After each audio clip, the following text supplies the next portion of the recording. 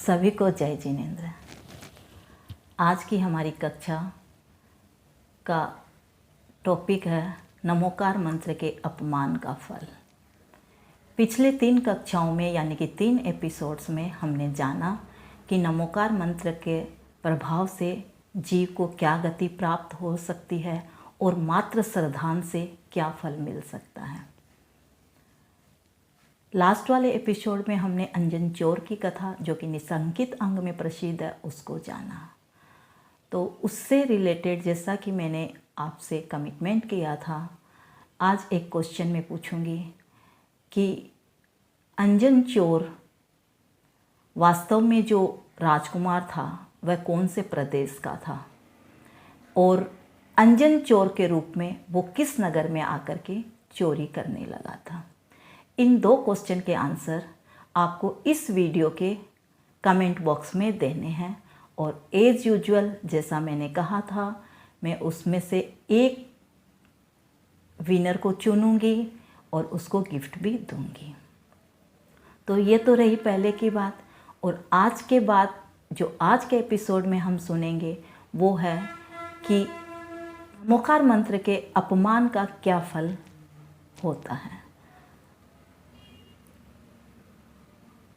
Friends, हम सभी ने शुभम चक्रवर्ती का नाम तो सुना है और जनरली जब कभी पर्यूषण में या कोई धार्मिक सभा में हमें ये पूछा जाता है कि नमोकार मंत्र के अपमान से किसको नरक गति प्राप्त हुई, तो हम ये कह देते हैं शुभम चक्रवर्ती की।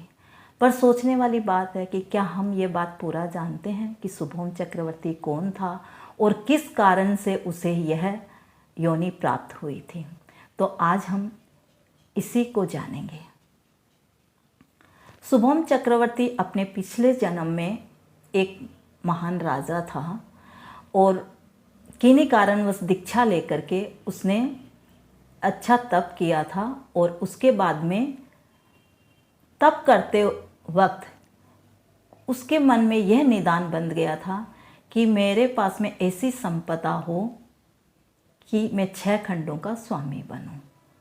तप के प्रभाव से तो वह देव तो बना और उसे और भी बहुत कुछ अधिक मिलने वाला था, लेकिन निदान बंधन चूँकि जैन धर्म के अनुसार कतई सही नहीं माना गया, उसके फल से वह देव गति से च्युत होकर के शुभम चक्रवर्ती के रूप में या एक बालक के रूप में इर्यावान नगर के राजा कीर्तिवीर्य और उनकी रानी रेवती के शुभम नामक का पुत्र हुआ। चूँकि उन्होंने पिछले भव में शुभम ने यह निदान बांधा था कि मैं 6 खंडों का स्वामी बनूं, तो समय के साथ जब वह राजा बना तो उससे के पास में चक्र रत्न उसकी आयुधशाला में उत्पन्न हुआ था, जिसके प्रभाव से वह चक्रवर्ती तो बन गया। परंतु वह स्वभाव में थोड़ा क्रोधी टाइप का था और उसके पूर्व भव के संस्कार भी ऐसे थे कि वह मानी था, कह सकते हैं कि वह मान कसाई से युक्त था। तो होता क्या है कि जब राजा है तो उसके यहाँ काफ़ी रसोइये वगैरह काम करते हैं, खाना वगैरह सब अच्छा बनता है और शुभम चक्रवर्ती को अच्छा खाना खाना भी बहुत पसंद होता है। शुभम चक्रवर्ती के यहाँ एक जयसेन नाम का रसोइया कार्य किया करता था। उसने एक दिन बड़ी प्रसन्नता के साथ शुभम चक्रवर्ती के लिए अपनी समझ के अनुसार खूब स्वादिष्ट खीर बनाई और खुश होकर के राजा को परोसा। चक्रवर्ती जब भोजन की थाली में बैठे तो वह खीर अत्यधिक गर्म होने के कारण उनका मुंह जल गया। मुंह जलने के कारण उन्हें बहुत क्रोध आया और उन्होंने वह खीर का गरम गरम बर्तन जयसेन रसोइये के ऊपर में फेंक मारा। जयसेन रसोइये के माथे के ऊपर वह बर्तन गिरा और वह पूरा बदन ऊपर से उनका जल गया और जिससे उन्हें बहुत संताप हुआ और इस संताप के कारण वह मर करके लवण द्वीप में व्यंतर देव हुआ। व्यंतर देव होने के कारण उन्हें कुअवधि ज्ञान था। ज्ञान के 2 भेद कहे गए। तो लवण समुद्र में जो व्यंतर देव हुआ उन्हें कुअवधि ज्ञान हुआ, क्योंकि वह ज्ञान अच्छा नहीं था, इसीलिए उसे कुअवधि ज्ञान कहा गया है। तो उस ज्ञान के प्रभाव से उस देव ने जाना कि उसका पूर्व जन्म में क्या हश्र हुआ था और वह शुभम चक्रवर्ती के प्रति अत्यंत क्रोधाग्नि से जल उठा। उसे लगा कि उसे इस बात का बदला अवश्य लेना चाहिए कि वह किन पीड़ाओं से युक्त होकर के पूर्व जन्म में मरण को प्राप्त हुआ था। व्यंतर देव था, अपनी माया के प्रभाव से उसने एक व्यापारी का रूप बनाया और अनेक प्रकार के स्वादिष्ट फल लेकर के राजा के दरबार में आया। राजा को आदर सहित प्रणाम करने के बाद उसने वह फल राजा को भेंट किए और कहा कि महाराज, ये फल बड़े स्वादिष्ट हैं, आप इन्हें चख करके देखिए। शुभम चक्रवर्ती स्वाद का लोलुपी तो था ही, तो उसने वो फल चखे और उसे बहुत ही पसंद आए।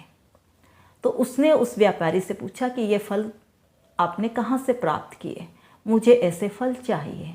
व्यापारी ने कहा कि महाराज, ये फल यहाँ नहीं होते हैं, यहाँ इस समुद्र को पार करके अगर जाते हैं तो वहाँ पर एक द्वीप है, वहाँ मेरा घर है और उसके बगीचे में बहुत सारे फल लगे हुए हैं जो अत्यंत स्वादिष्ट है और इससे भी अधिक स्वादिष्ट फल वहाँ लगे रहते हैं।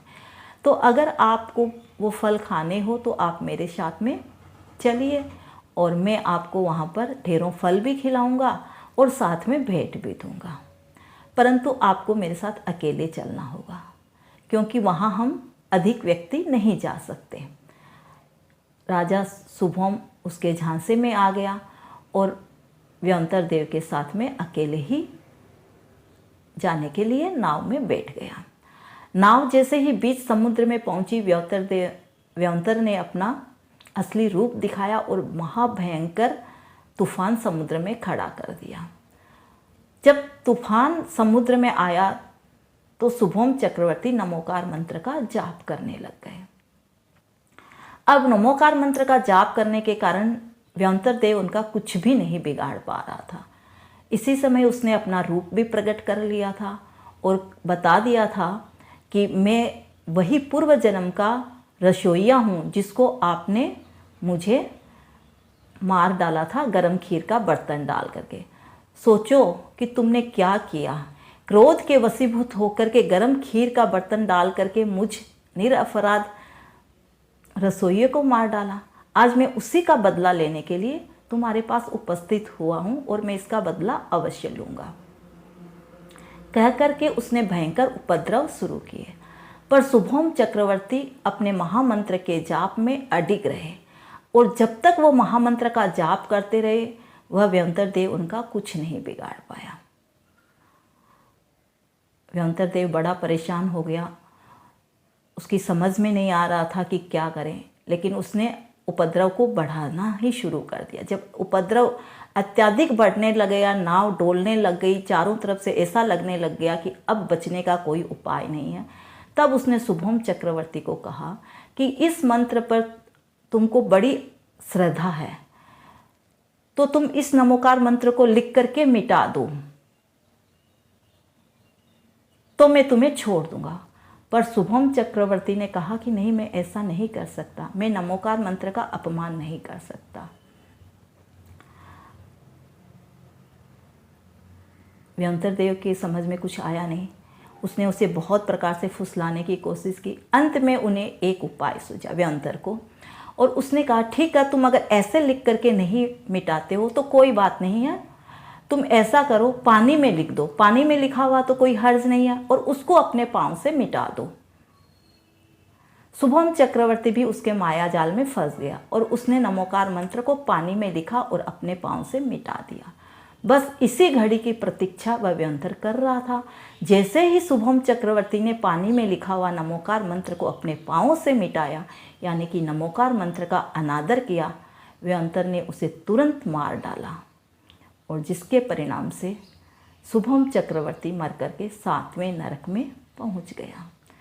कहाँ वह एक धर्मात्मा पुरुष था, नमोकार मंत्र में श्रद्धा भी थी, लेकिन उसने नमोकार मंत्र का अपमान किया, अपने पाँव से लिख करके मिटाया।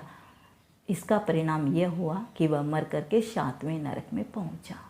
तो इस प्रकार हमने जाना कि शुभम चक्रवर्ती की कथा क्या थी। उम्मीद करती हूँ कि आपकी जानकारी कुछ बड़ी होगी।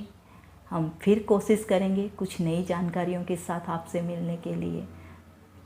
इस वीडियो को भी आप ज़रूर ध्यान से देखिएगा और इससे रिलेटेड मैं एक क्वेश्चन भी आपसे पूछूंगी।